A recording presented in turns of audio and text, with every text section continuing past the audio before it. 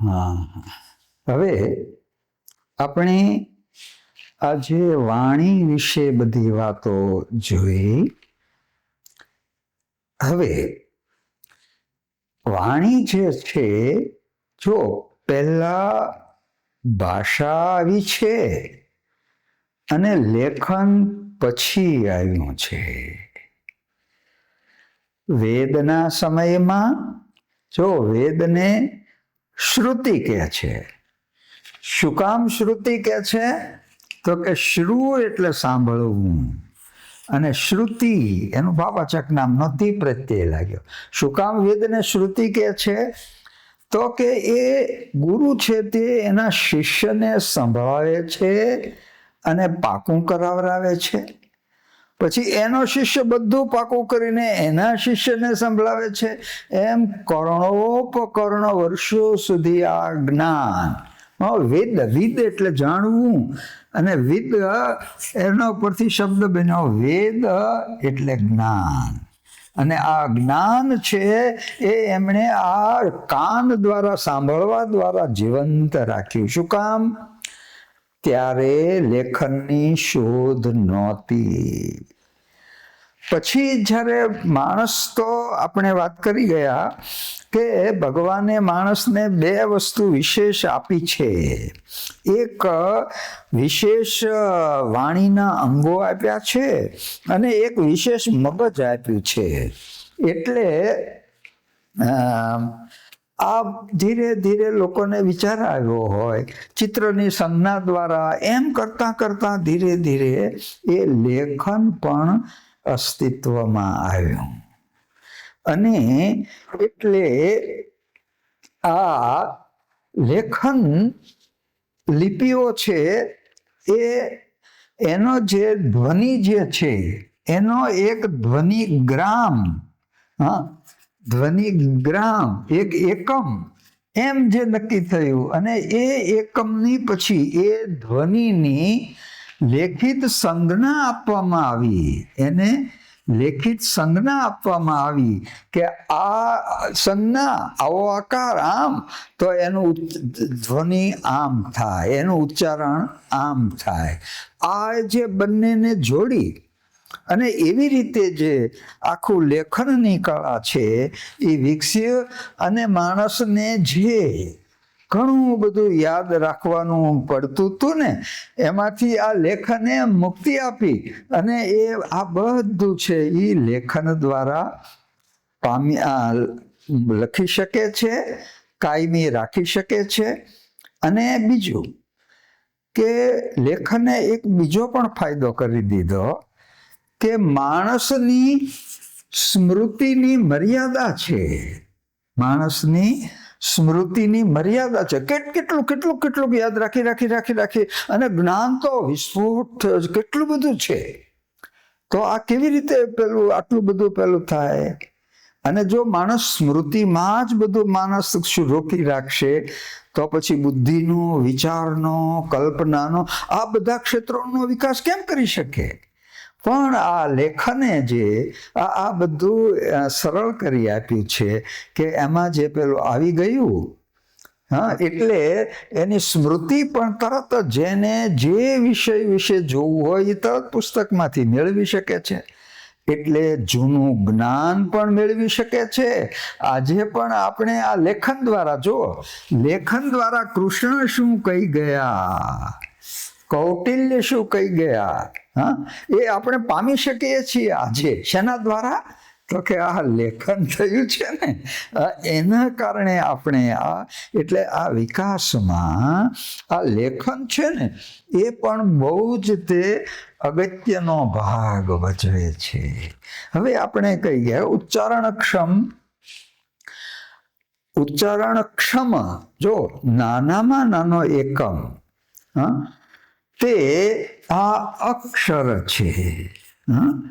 અક્ષર છે. જો ઉચ્ચારણક્ષમ, પણ એ ઉચ્ચારણક્ષમ નથી, પણ ઉચ્ચારણક્ષમ. હવે એમાં જ્યારે કમાં જ્યારે અ ભળશે અને ત્યારે જે ક એ આ ઉચ્ચારણક્ષમ બની ગયો.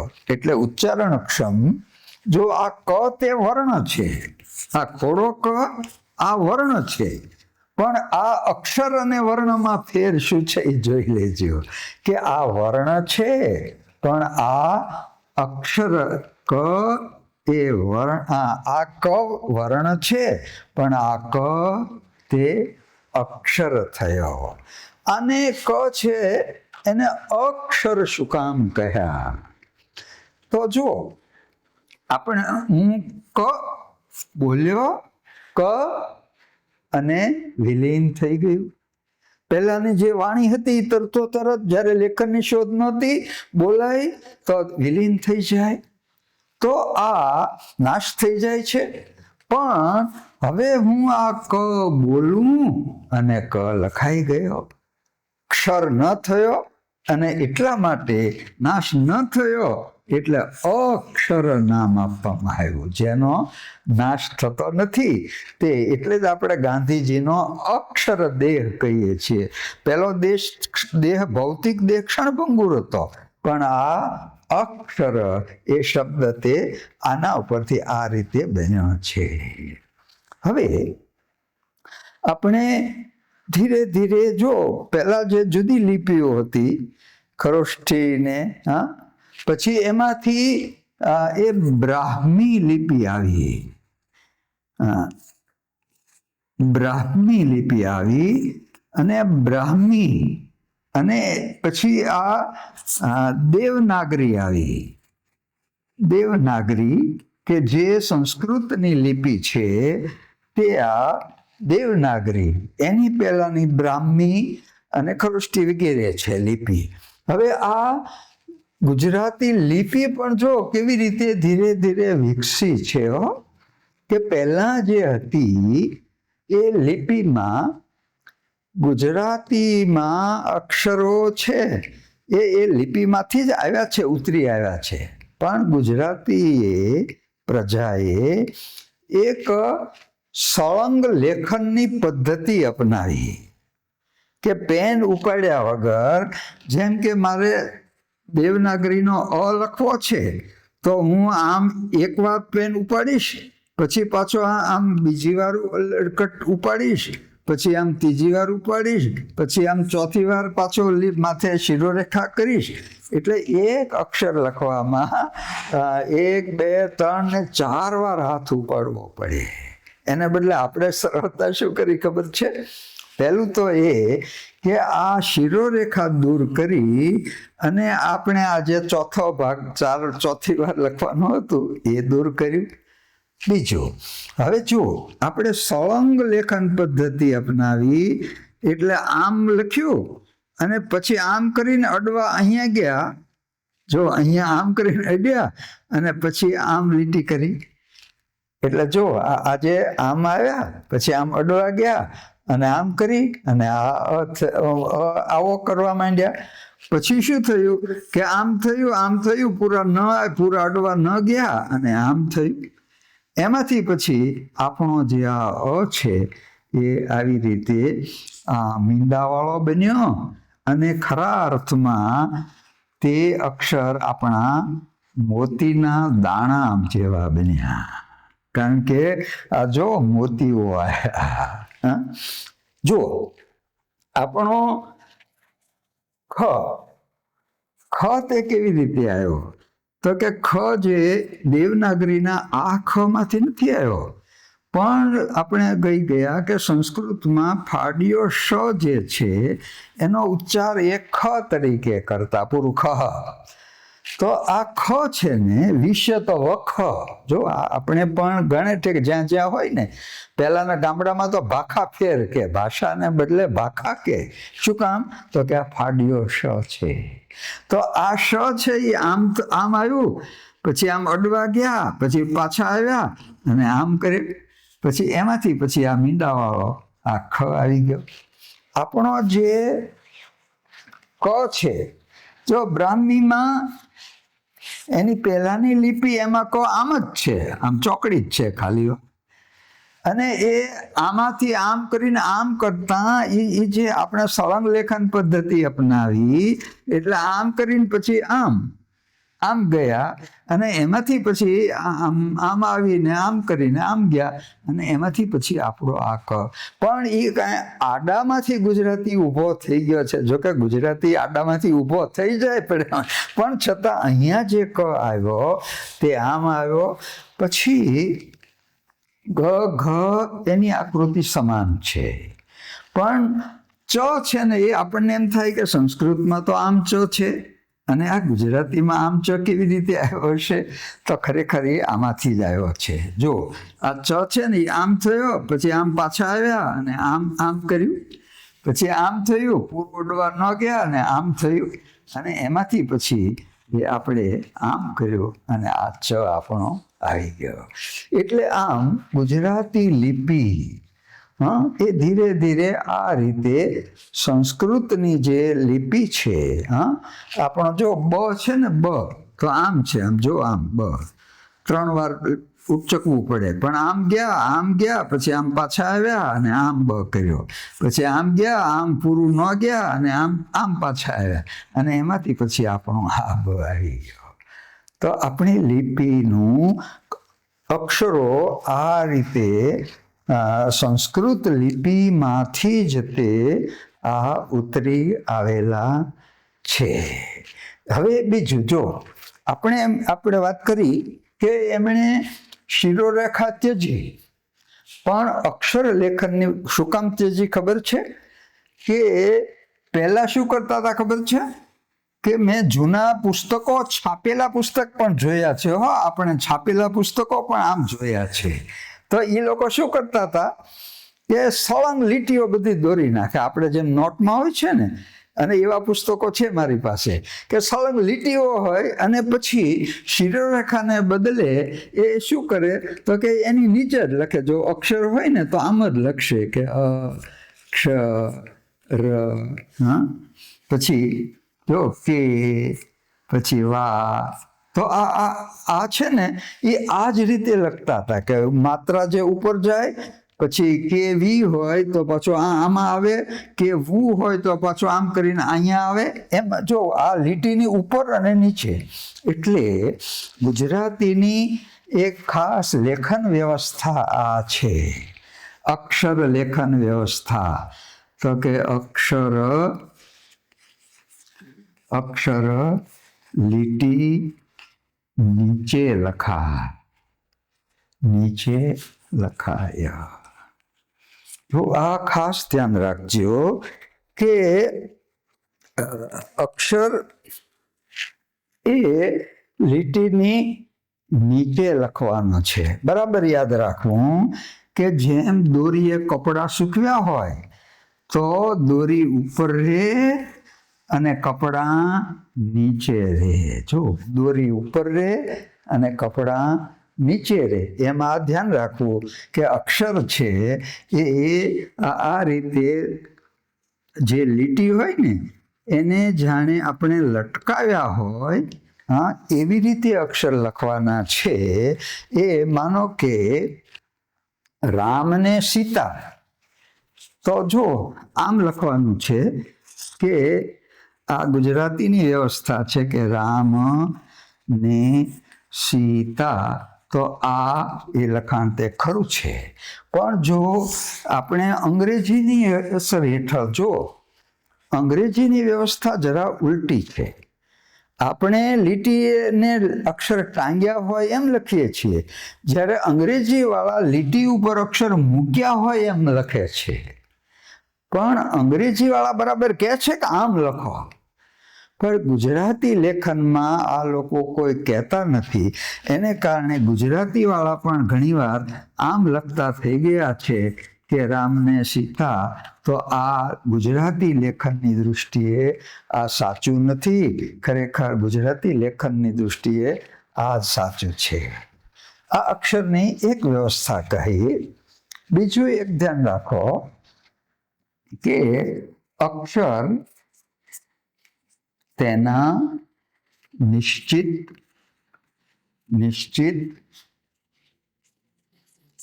મરોડ પ્રમાણે લખાય.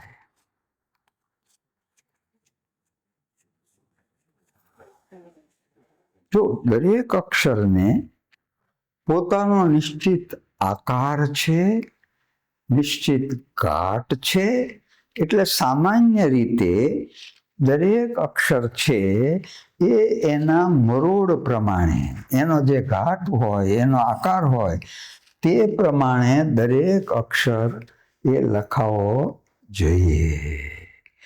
કેટલીક વાર શું થાય છે કે આપણે ભણતા જે હોય ને એમાં બહુ મુશ્કેલીઓ થાય છે. જેમ કે ર અને ટ તો લગભગ ઘણા સરખા કરતા હોય.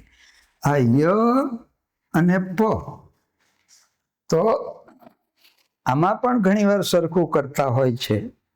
એકવાર 10મા ધોરણના એક વિદ્યાર્થીને ગુજરાતી ભણાવવાનું થયું અને પહેલે જ દિવસે જ્યારે આવ્યો ત્યારે પાનું ખોલી પાઠ્યપુસ્તકનું અને જે પાનું આવ્યું એની ગમે તે એક લીટી પર આંગળી મૂકીને કહ્યું કે આ લીટી વાંચતો.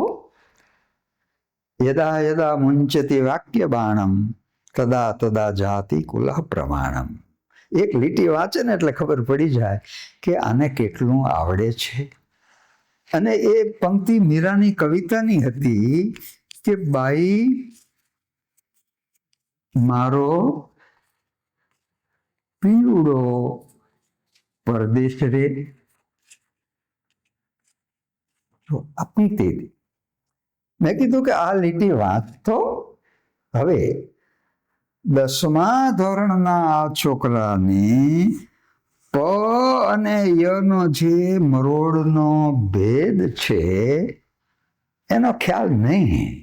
એટલે જ્યારે એણે વાંચ્યું કે બાઈ મારો પીપુડો પરદેશ રે, ત્યારે મને સમજાઈ ગયું કે ઠીક, આને હજી કક્કો આવડતો નથી. અને પછી મેં છેક કક્કાથી કર્યું શરૂ. મેં એને કહ્યું કે જો ભાઈ, આ જે પ છે ને એ સીધી લીટીમાં ચાલશે. જો આમ સીધી લીટીમાં ચાલશે. એટલે મેં કહ્યું કે પેટ વિનાનો, જો પેટ વિનાનો તે પ અને ફાંદવાળો તે ય. જો આ જે પ અને ય એના મરોડનો ભેદ શું છે તો કે સીધી લીટીમાં પેટ વિનાનો તે પ, ફાંદવાળો તે ય. પછી જો ચ માં ઘણા ભૂલો કરે છે તો પ ય ચ પછી થ, આ બધા જે મૂળાક્ષરો છે એ એના નિશ્ચિત મરોડ પ્રમાણે થવા જોઈએ. બીજું એ છે કે હા, એક ર અને ટ એમાં પણ ઘણા પેલું કરે છે. એક જણાએ મને સરનામું રાજકોટનું લખી દીધેલું અને એમાં એમણે લખેલું કે મિલ પટાશેરી એમ લખેલું. મિલ પટાશેરી નંબર એમ હતું. એટલે અમે ઘણાને પૂછ્યું પણ કોઈને ખબર ન પડે. પછી એક જણાએ કીધું કે મિલ, અમને એમ કે મિલના પટ્ટા ક્યાંક વેચાતા હશે ને એવું છે. પણ પછી એક જણાએ ખરો તર્ક આવ્યો અને એણે કીધું ભાઈ મિલ પટ્ટા નથી પણ મિલ પરાશેરી છે. અને પછી અમને મળી ગઈ. શું કામ આમ થયું તો કે આ ટ અને ર એનો જે મરોડ પ્રમાણે જે લખાય એ લેખન છે એ નિશ્ચિત મરોડ પ્રમાણે થવું જોઈએ. ક્ષ અને જ્ઞ, હા, એ જ વિદ્યાર્થી એક ક્ષ અને જ્ઞ આમ લખતો હતો. એક ક્ષત્રિય જ હતો. એટલે મેં કહ્યું કે તને છગડો આવડે છે તો કે હા. પછી મેં કીધું ક્ષત્રિયનો ક્ષ છે એટલે માથે મુકુટ કે સાફો હોય અને હાથમાં તરવાર કે લાકડી હોય. થઈ ગયો ક્ષત્રિયનો ક્ષ. પછી મેં એને કહ્યું કે ભાઈ બગડો આવડે છે, એને જ્ઞ ન આવડે. મેં કીધું બગડો આવડે છે તો કે હા. પછી મેં કીધું આખડો આવડે છે તો કે હા. તો લીટી કરી નાખો એટલે થઈ ગયો જ્ઞ. ખાસ એક ધ્યાન રાખવા જેવું, આપણે વધુ ભૂલ પડે છે ને એવો અક્ષર ખાસ ધ્યાન રાખજો. એક ઘ અને એક ધ. જો ઘ અને ધમાં બહુ માણસો ભૂલ કરે છે. લીટી અને પાંખડું સમાંતર હોય તો તે ઘરનો ઘ છે, અને લીટી કરતા પાંખડું બહાર હોય. કરંડિયામાંથી જેમ સર્પની ફેણ બહાર નીકળે એમ જો આ પાંખડું બહાર હોય તો સમજવું કે આ ધ છે, અને આ ધજાનો ધ છે, અને આ ઘરનો ઘ છે. આપણે આ લેખન અને વાંચનમાં પણ કાળજી નથી રાખતા. એને કારણે કેટલીક વાર તો જુઓ, કેટલાક શબ્દો એવા છે કે જે માનો કે અહીંયા હું જરા બે પ્રકારના શબ્દ લખું, એક ઘ વાળા અને એક ધ વાળા. જેમ કે માનો કે અહીંયા હું લખું છું અશ્વમેઘ યજ્ઞ, અને અહીંયા હું અશ્વમેધ લખું છું. મેળામાં માણસોનો અહીંયા હું ઘસારો લખું છું, અને અહીંયા હું ઘસારો લખું છું. બુદ્ધિમાન પુરુષ માટે અહીંયા હું ભ વાપરું છું, મેઘાવી લખું છું, અને અહીંયા હું મેધાવી લખું છું, મેધાવી. તિરસ્કારના વાચક શબ્દ માટે હું અહીંયા ઘૃણા લખું છું, અને અહીંયા ધ વાપરું છું, અને ધૃણા લખું છું. એકવાર જરા પ્રયોગ કરો તમે પણ કે આ બેમાંથી સાચા કયા અને ખોટા કયા. ખરું અને ખોટું બધા કરો જોઈએ કે કયા ખરા. માત્ર 4 જ એટલા માટે લખ્યા છે. પણ જો આ વાંચનમાં પણ આપણે કાળજી નથી રાખતા. હવે જુઓ, તમે આ બેમાંથી કયું ખરું અને કયું ખોટું કર્યું છે. ઘણીવાર હું વિદ્યાર્થીઓને પૂછું ને, મોટા શિક્ષકોને પૂછું છું, તોય તે એ લોકો એમ કે છે કે આ ખરું અને આ ખોટું. પછી પાછા આ ખરું કહેશે અને આને ખોટું કહેશે. બુદ્ધિમાન પુરુષ માટે આને ખરું કહેશે અને આને ખોટું કહેશે. ઘૃણા માટે આને ખોટું કહેશે અને આને સાચું કહેશે. અને હું કહું કે આમાં તમે જેને ખોટા ગણ્યા છે એ બધા જ ખરા છે, અને જેને તમે ખરા ગણ્યા છે એ બધા જ ખોટા છે. શું કામ આમ છે? તો કે જો અશ્વમેઘ તો કઈ વરસાદમાં, મેઘ એટલે વરસાદ ન આવ્યો હોય, દુષ્કાળ પડ્યો ત્યારે કોઈ દી આ યજ્ઞ કરાયો છે? વરસાદ માટે તો આ યજ્ઞ કરાતો જ નથી. તો ખરેખર શું છે કે મેધસ એટલે ઉન્નતિ થાય. મેધસ એટલે ઉન્નતિ. અને અશ્વ શબ્દનો એક અર્થ તે રાષ્ટ્ર કર્યો છે. રાષ્ટ્ર. અશ્વનો એક અર્થ તે રાષ્ટ્ર કર્યો છે. જેમ કે ઘટમાં ઘોડા થનગને. તો જો ઘટ એટલે તો ઘડો થાય, તો ઘડામાં ઘોડા થનગને છે નહીં. અહીંયા ઘટનો અર્થ શું કરવાનો છે? શરીર કરવાનો છે. એમ જ અહીંયા અશ્વનો અર્થ તે રાષ્ટ્ર છે. હવે રાષ્ટ્રને જો ઉન્નત કરવું હોય તો શું કરવું પડે? તો કે રાષ્ટ્રને એક કરવું પડે. અને રાષ્ટ્રને એક કરવા કરાતો યજ્ઞ તે અશ્વમેધ યજ્ઞ છે. એટલે આ ખરેખર ખોટું છે અને આ સાચું છે. તમે જ્યાં સાચું લખ્યું છે ને પુસ્તકોમાં કે સંસ્કૃતમાં જોજો તો ત્યાં ધ છે. આ જરા જોજો કે મેળામાં માણસોનો ઘસારાને ખરું ઘણા કહે છે, પણ ઘસારો તો ઘસવું ક્રિયાપદનું ઉપરથી બનેલું ભાવવાચક નામ છે. અને ઘસારો તો વાસણને લાગે. પણ મેળામાં માણસોનો ધસી જાય છે ઘણા બધા, અને ધસવું ક્રિયાપદનું ભાવવાચક નામ તે ધસારો છે. એટલે આ ઘસાઈ નથી જતા, જો કે પૈસા ખર્ચાય છે, પણ ખરેખર બધા ધસી જવાના અર્થમાં છે. એટલે અહીંયા ધસારો સાચું છે. મેઘા જો ખરેખર છે ને, મેધા એટલે બુદ્ધિ, મેધા એટલે બુદ્ધિ. બહેનોનું નામ હોય સુમેધા, તો સારી બુદ્ધિ જેની છે તે. તો અહીંયા મેઘા જેવી, મેઘાવી એટલે તો મેઘ તો કાળો હોય, અને મેઘાવી એટલે તો મેઘ જેવી કાળી સ્ત્રી થઈ. પણ મેધા એટલે બુદ્ધિ, અને મેધાવી એટલે બુદ્ધિવાન પુરુષ. એટલે આ ખરું છે અને આ ખોટું છે.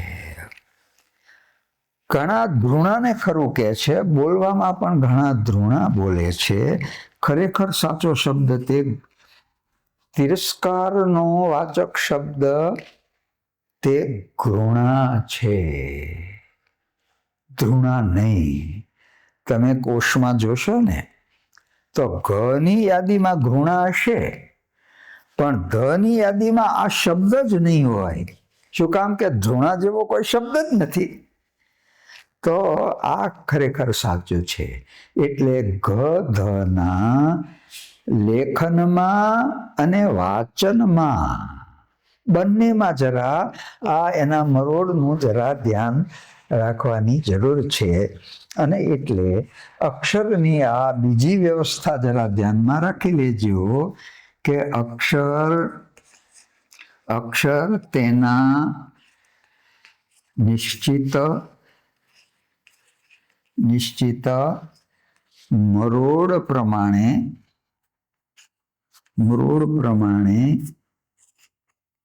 લખાય.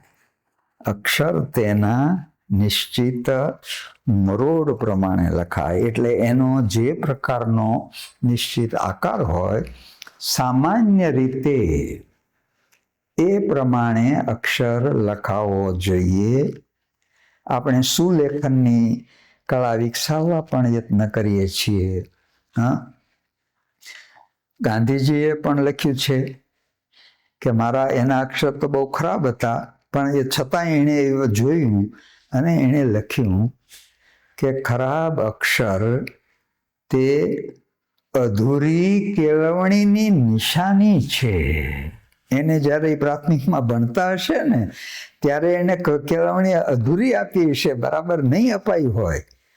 અને ત્યારે તો માધ્યમ પણ અંગ્રેજી હતું, પણ આજે તો ગુજરાતી માધ્યમ છે. નવી કેળવણી નીતિ તો 5 વર્ષ સુધી તો ખાસ એ 5 સુધી તો એને માતૃભાષામાં જ ભણાવવાના છે. બહુ સારો નિર્ણય છે. તો જ્યારે હવે આપણે ગુજરાતી આપણે સ્વતંત્ર થયા છીએ, હવે આપણે પરાધીન નથી, તો શું કામ હવે એની અંગ્રેજી ભાષાને આપણે વળગવું? તો હવે આ માતૃભાષાના લેખન માટે પણ 2 વ્યવસ્થા આપણે કહી કે એક તો અક્ષર લીટી નીચે લખાય, અને બીજું કે અક્ષર તેના નિશ્ચિત મરોડ પ્રમાણે લખાય. એ 2 વ્યવસ્થા પછીની આપણે પછી જોઈએ.